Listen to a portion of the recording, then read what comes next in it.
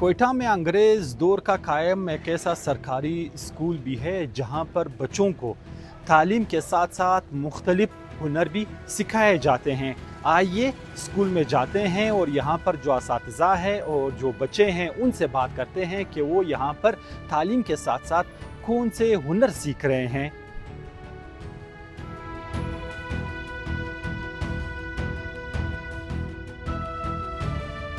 मैं technical model high school में तालीम के साथ हुनर भी सीखता हूँ।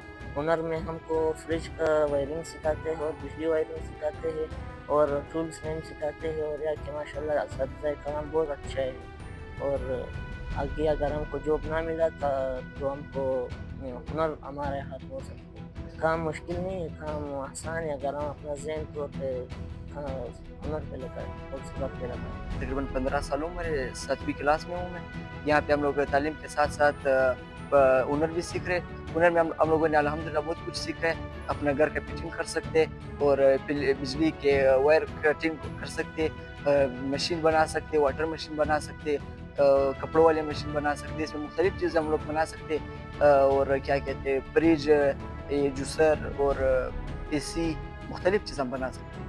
इसमें कोई भी मुश्किल नहीं है। अल्हम्दुलिल्लाह बहुत आसान काम है, बस थोड़ी ख्वारी है, बस अल्हम्दुलिल्लाह बहुत आसान है। सर यहाँ पर हम लोगों के पास बेसिकली 3 कोर्सेज चल रहे हैं एट टाइम हम लोग के पास जनरल इलेक्ट्रिक का कोर्स चल रहा है जिसमें बिजली की कंप्लीट वायरिंग तमाम सब कुछ चलता है। उसके बाद हम लोग के पास HY का कोर्स चल रहा है और इसके अलावा IT का भी चल रहा है, कंप्यूटर ऑपरेशन वगैरह का। बस फिलहाल एट टाइम बेसिकली हम लोग के पास फिलहाल 3 कोर्सेज चल रहे हैं सर। यहाँ पे हम लोगों के पास 6वीं भी है, 7वीं भी है, 8वीं भी है।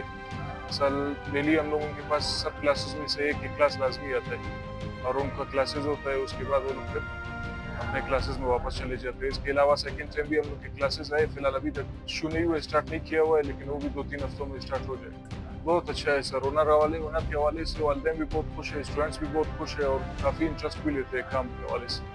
सर अब सिर्फ मेरे ट्रेड से HY से तकरीबन 150 से 200 लड़के अब पास आउट हो चुके हैं यहाँ से। बिल्कुल सर कर रहे हैं, उनमें से कुछ लड़के बाहर काम भी कर रहे हैं। मतलब वो सब अंडर एज भी थे सर, उसमें काफ़ी स्टूडेंट्स अंडर एज थे, स्कूल के थे।